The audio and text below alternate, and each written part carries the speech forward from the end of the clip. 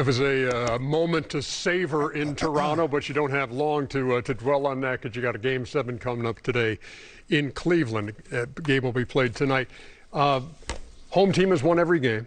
They've both scored 669 points. They're both shooting 47%. Wow. 5 more field goals for Toronto. Cavs have 5 more rebounds. Cleveland's one decided advantage in this series so far has been from the three-point line where they're plus 48, but Toronto's owning the other categories. I don't know if there is momentum. You say like there is momentum in the other series. Is there anything that Toronto carries over after a win like that into Cleveland? Oh, without question. They realize that if the Cavaliers are a top seed, but they're right behind them. They're right behind them. There's momentum knowing that we have a future. We're playing this well without 2 guys who started for us. Brandon Ingram hasn't really played, and then Emmanuel quickly. Yeah. So Shaq has come into there and really stepped up, done a great job. Andre Barrett is becoming an all-star light. RJ, yeah. And there's 2 guys in this playoffs, in my estimation, that were a star, but now becoming the star, and that's Maxey in Philadelphia and Barnes in Toronto. They're becoming the star of the NBA instead of a star. What do you see in Cleveland where the Cavs have won all 10 playoff games against Toronto in their history? I see a little bit of disappointment. Let me explain why. I've played with guys that came in the locker room and said, I'm going crazy today. Penny Hardaway, late great Kobe Bryant, D-Wade, Mahmoud Abdul-Rauf. At times, I've been the guy that say, I'm going crazy today. I need big games from James Harden and Donovan Mitchell, period. Superior games. You know, I always think about when Kareem Abdul-Jabbar couldn't play in the finals and Magic said, hey, I'll play the center.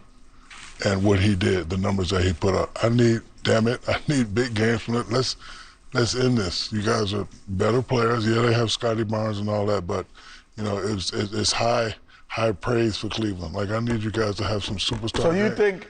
No, hold on. Donovan Mitchell and James is a guy that can give me one spectacular game. Do you think that they're better players at this point in their career than Scotty Barnes? Yes. You know how I feel about Scotty Barnes. That's why I was going to ask. But Donovan Mitchell should be better. Thank you. First of all, one big game. I was watching that game the other night, and it was just I thought I was back at March Madness, a regular old Duke game. Just give it the ball. Watch y'all passing that ball. They got to foul you.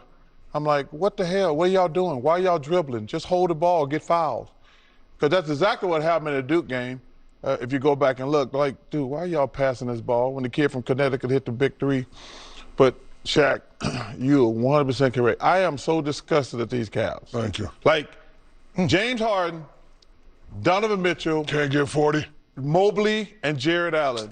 Tripping, Kenny. You guys, I don't think any guys had a signature game yet. Thank you.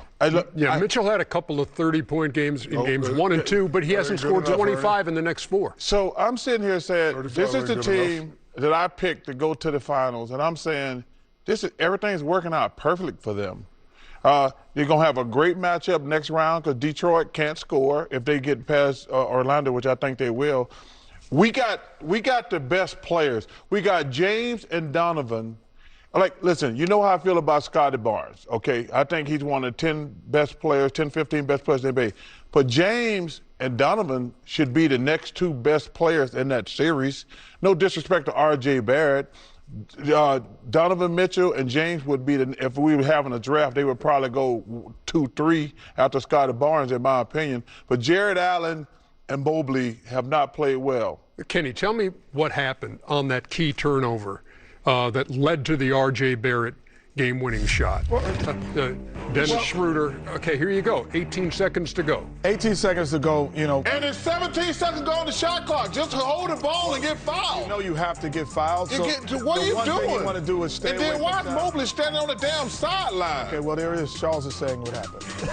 Come on, man. Why are you standing there like a dummy? Well, right now, what? I'm just saying there's an ample opportunity to get rid of the ball. He thought he was going to get fouled. Actually, I thought he did at one time.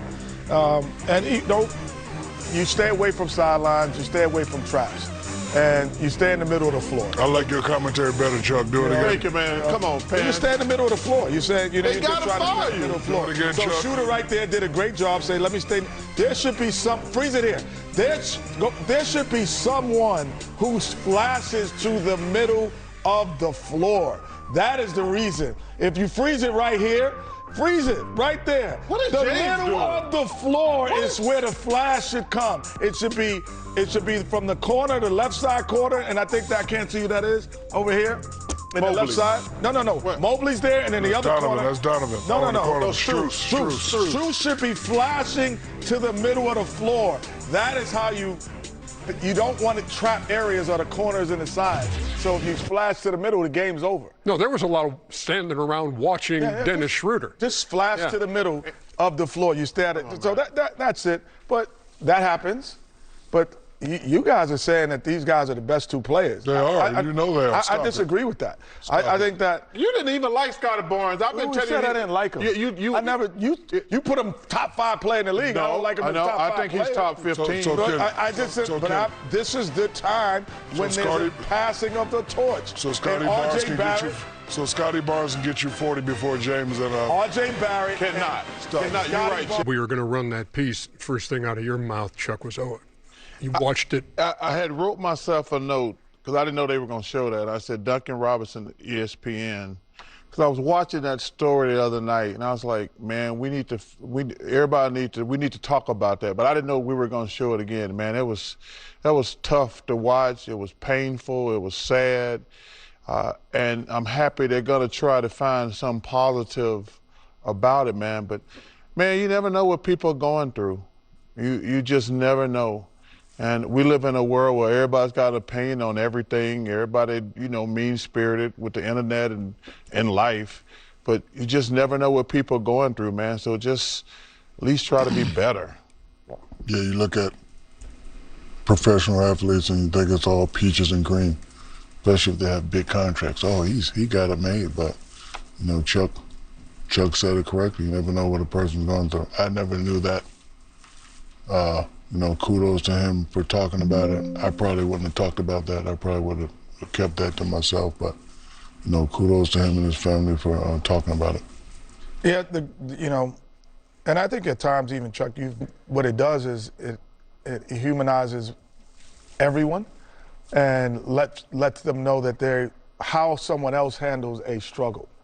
And I think sometimes, and Shaq, you would have your own option to say I want to speak it out or not. But I think at times when people like yourself or Chuck has spoken about this before, it gives people a strength that they might not have known they had. And that's what Duncan is doing now. In a time of his lack of strength possibilities, he's trying to give someone else strength to maybe that's going through something similar in substance abuse, mental issues, that only he can speak from an infantry point of view. So he's in the trenches. He's not looking at it from the top of a building and from a bird's eye. He's in the infantry, and he's giving people hope. It was interesting about his sister, who's I think she's a mental counselor, and she talked about studies show now if you start using pot younger, you can develop this stuff. And what's going to be really interesting about that going forward, you can get pot pretty much everywhere now. I'm not a pot person myself, and I don't judge other people, but if we're going to find out that smoking pot is going to do something to your brain and put you in a bad situation, man, we're going to have a serious epidemic going forward in this country. First off, I salute Duncan Robinson and his mom and dad and sister. The entire family for being so candid on that. And it was tough for me to watch because I've been there. Dude, I was watching that the other night, and I was like, I was trying to get ready to watch the game, and they're like, we got a piece to show you, and I was like, whoa. Yeah, that's tough, man. Especially, obviously, I've been through it before, and man, it sucks for your entire family because even when you're struggling, the people around you are greatly affected. And and obviously you see from Duncan, but you see his mom and dad and sister. It's tough, man. And our family's been down this road, and I have always said I would much prefer a physical ailment, and I've had a few, but you know how you're going to treat that. Yeah. And you kind of put your head down and go. But I had a sister with mental health issues. And it was the most frustrating thing because you couldn't get to the bottom of it. And she eventually took her own life. And so for me to watch this and see what Duncan Robinson's going through, man, it rang true. We'll be back.